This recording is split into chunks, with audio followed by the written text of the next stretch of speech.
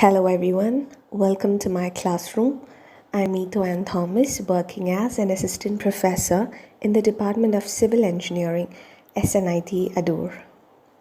I've been teaching you Principles of Management, which is being taught for the 6th semester KTU BTech students. So today we're going to learn about trait approach to leadership. So what do you mean by traits? So traits are personal characteristic of an individual. So every person, every individual will be having a specific separate their own leadership, characteristic, right? So if I'm good at communication, or if I'm good at words, I'll be proficient in communication skills. I'll be good in debate, I'll be good in competitions, elocutions, etc. So there are certain skills or characteristics that every individual possess. So traits are nothing but personal characteristic of an individual. That should be distinguishing.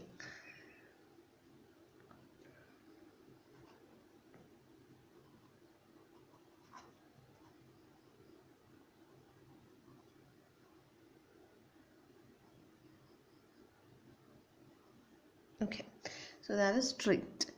So in trait approach, it is being said that leaders are born and not made.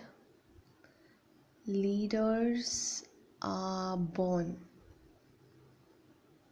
not made.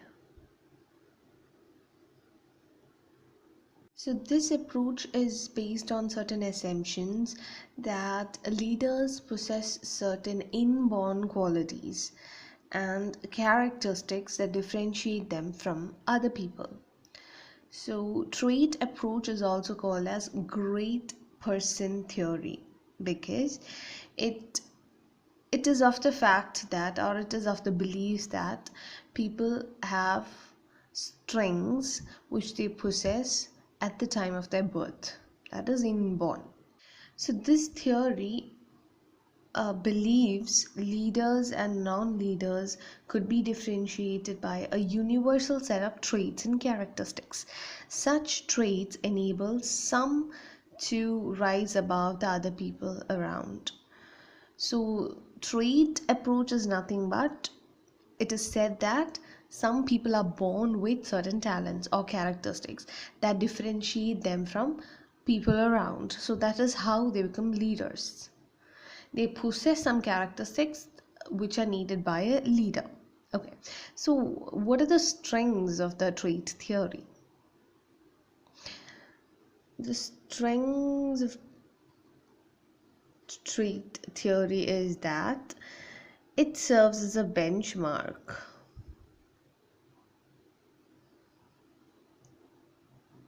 against the leadership qualities of an individual to be assessed, because from this theory or the approach, trait approach, we'll come to know the different characteristics or traits that are needed by a leader.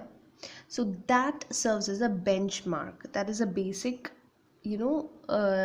stage from which we consider leaders as, or the qualities that should be in a leader. Okay,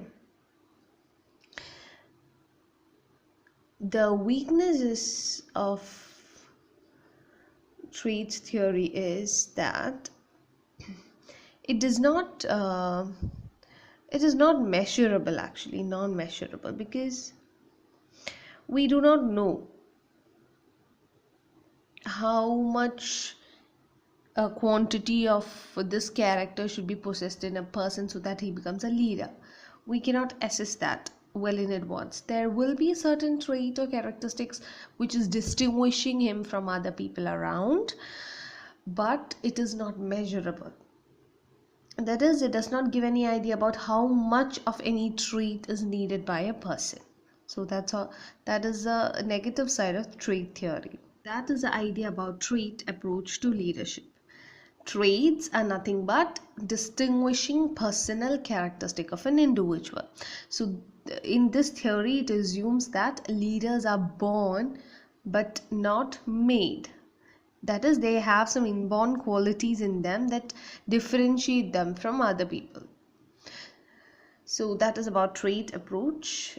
Now we'll go on to contingency or situational approach.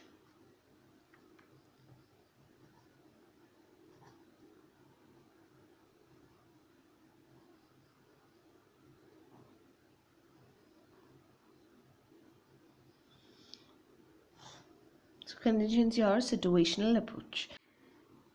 So in contingency approach, the person will study the situation in detail and adjust his leadership style accordingly. It is not that he'll stick on to the decision, stick on to the leadership quality that he has and change the situation accordingly, but he'll adjust his leadership style according to the situation.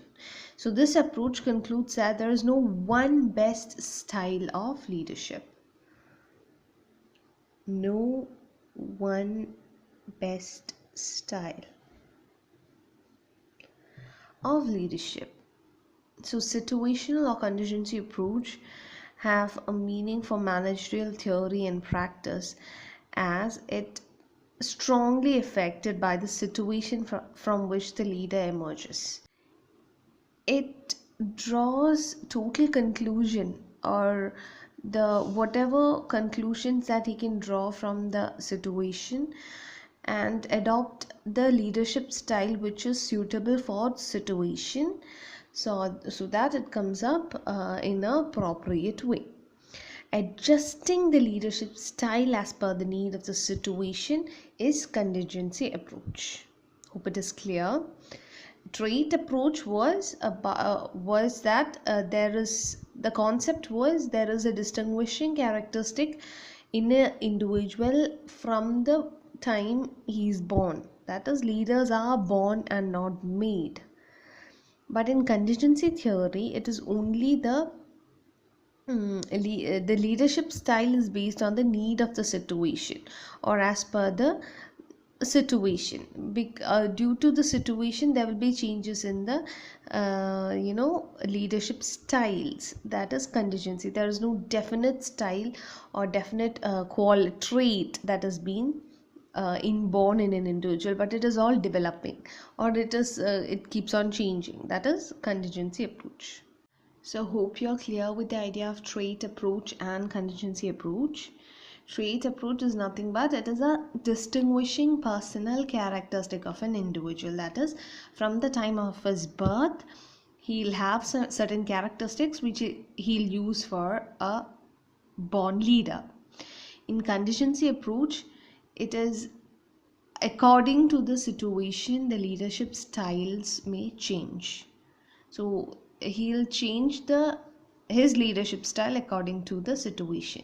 One person can have more than 3 or 4 traits that he owned for himself. It's not just 1 or 2, it'll be more than 10.